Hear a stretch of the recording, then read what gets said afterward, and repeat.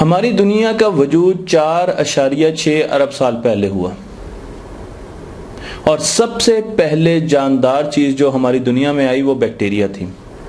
3.5 अरब साल पहले बैक्टीरिया जमीन पर आ चुका था।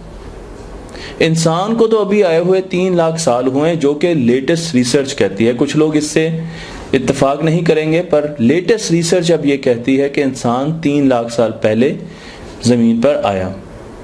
बैक्टीरिया बहुत पहले आ चुका था और उस वक्त ज़मीन की कंडीशन बहुत ज़्यादा सख्त थी, बहुत ज़्यादा गर्म थी और तेज़ाबी बारिशें भी होती थी, पर बैक्टीरिया सरवाइव किया और ज़िंदा रहा।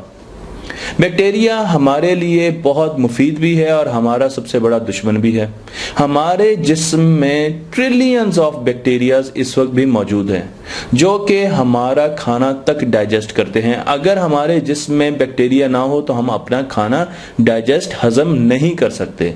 इसलिए बैक्टीरिया का हमें फायदा तो है, पर उसके साथ साथ बैक्टीरिया के बहुत से नुकसानात भी हैं। शुरू में जब इंसान नहीं आया तो बैक्टीरिया एक दूसरे के साथ हालत जंग में थे, वो एक दूसरे से लड़ते थे और उनको अल्लाह ताला ने एक बड़ी जबरदस्त क्वालिटी दी थी, और वो ये कि वो जब भी लड़ाई में जाते हैं, जंग में जाते हैं, तो उनका डिफेंस जो है वो इम्प्रूव होता रहता है, वो इवॉल्व करते हैं, वो इर्तकाई निज़ाम से गुजरते रहते हैं। तो जब भी बैक्टीरिया की आपस में लड़ाई होती तो जो शिकस्त खा जाता उसका डिफेंस सिस्टम और ज़्यादा इम्प्रूव होता और उसके बाद वो दूसरे बैक्टीरिया को शिकस्त दे देता, फिर उसका डिफेंस सिस्टम इम्प्रूव होता। इसके साथ साथ बैक्टीरिया में एक खास बात यह है कि ये हर 20 मिनट के बाद रिप्रोड्यूस करते हैं। तो हर 20 मिनट के बाद ये मल्टीप्लाई कर रहे होते हैं और इनकी किस्म इस तरीके से बढ़ रही होती है। अब इनकी जंग में जब बैक्टीरिया से लड़ रहा था, इंसान ने छलांग लगा दी, और उसकी वजह यह है कि इंसान छोटी छोटी बीमारियों से मर रहा था। कांटा लगने पर इंसान को इन्फेक्शन होती थी और वो इन्फेक्शन ये बैक्टीरियाज करते थे। इसी तरीके से बहुत सी ऐसी बीमारियां थी जिनके मूजब, जिनकी वजह ये बैक्टीरिया बनते थे। तो इंसान ने सोचा कि क्यों ना इस बैक्टीरिया को एक लेसन दिया जाए, इसको मजा चखाया जाए, और इंसान ने इसके लिए इससे जंग शुरू कर दी। और वो जंग शुरू हुई एंटीबायोटिक के इजरा से। जब इंसान ने एंटीबायोटिक्स नहीं बनाई थी तो उस वक्त छोटी छोटी बीमारियों से हम मर जाते थे, लोग मर जाते थे। नमूनिया से 10 में से 3 अफराद मर जाते थे। इसी तरीके से छोटी छोटी इन्फेक्शन हो जाती थी, ऑपरेशंस नहीं हो सकते थे क्योंकि हमारे पास ऐसी एंटीबायोटिक्स नहीं थी जिनसे हम इन्फेक्शंस को रोक सकें।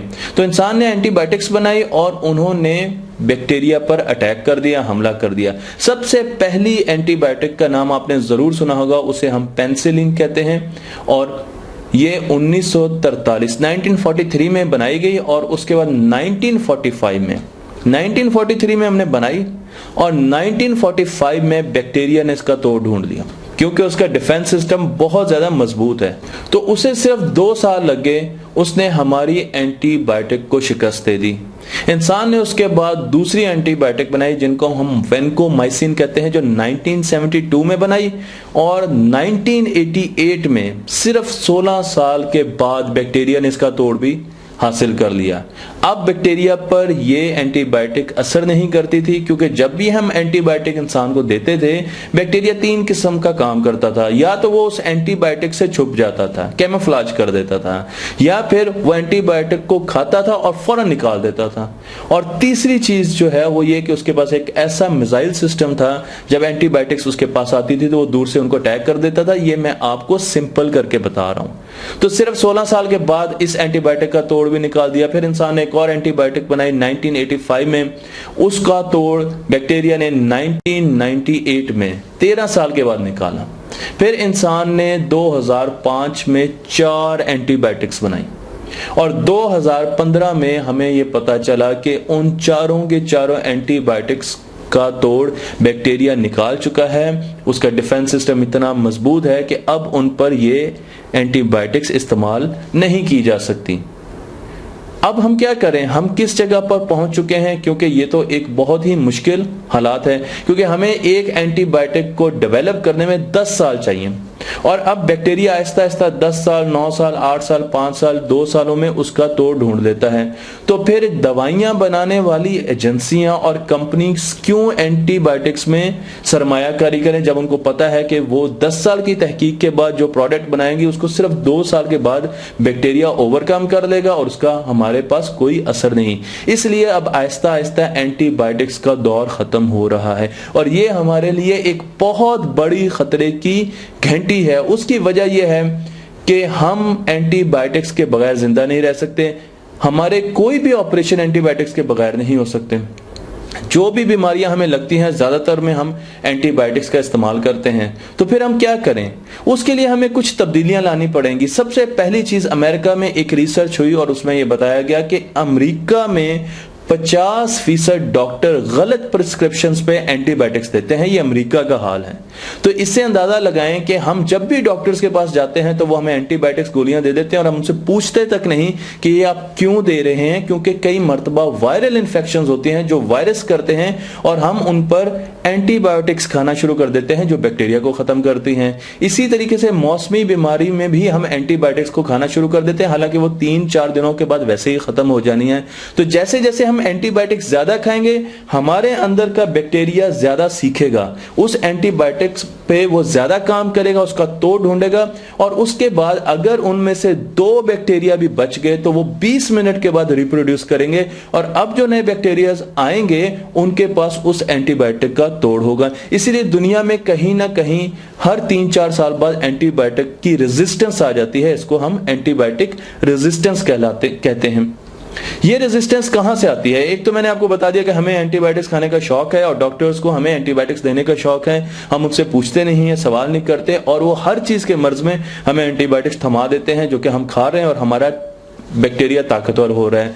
दूसरी सबसे बड़ी अहम चीज, 80% एंटीबायोटिक्स की जो इनटेक है, ये चाइना की भी एक स्टडी है और अमेरिका की भी है, वो जानवरों के गोश्त और सब्जियों से आती है।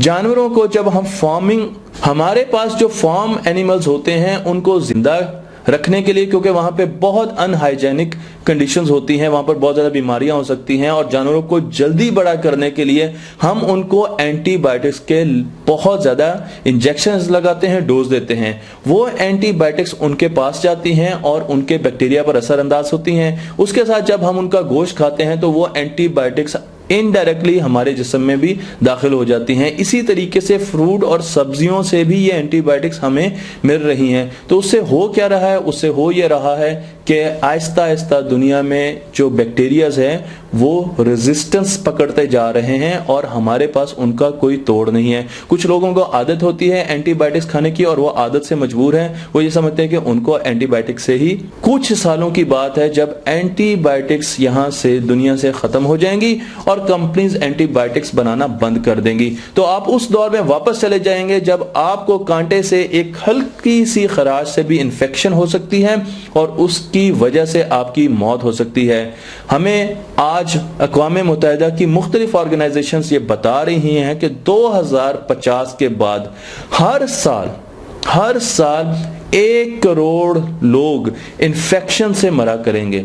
इसलिए ये बहुत ज्यादा जरूरी है कि हम एंटीबायोटिक्स का इस्तेमाल कम से कम करें और हम डॉक्टर से ये पूछें कि ये एंटीबायोटिक्स आप हमें क्यों दे रहे हैं। क्या हमें मौसमी बीमारियों में भी आप एंटीबायोटिक्स दे रहे हैं? क्या वायरल इन्फेक्शंस में भी हमें आप एंटीबायोटिक्स दे रहे हैं? और एंटीबायोटिक्स का इस्तेमाल हम कम से कम करें। इसके साथ साथ ये भी जरूरी है कि जो गोश्त हम खा रहे हैं, जो सब्जियां हम खा रहे हैं, उस पर भी हम आंख खुली रखें और देखें कि ये गोश्त कहां से आ रहा है, ये सब्जियां कहां से आ रही है। क्योंकि एंटीबायोटिक्स का खात्मा, उसे अंग्रेज ये कहते हैं कि ये डार्क एजेस की शुरुआत है, जब बहुत ज्यादा बीमारियां और सुपर बैक्टीरियाज हमारे ऊपर हमला करने वाले हैं। और इन सुपर बैक्टीरियाज के हवाले से हमारे पास अब कोई ढाल मौजूद नहीं है।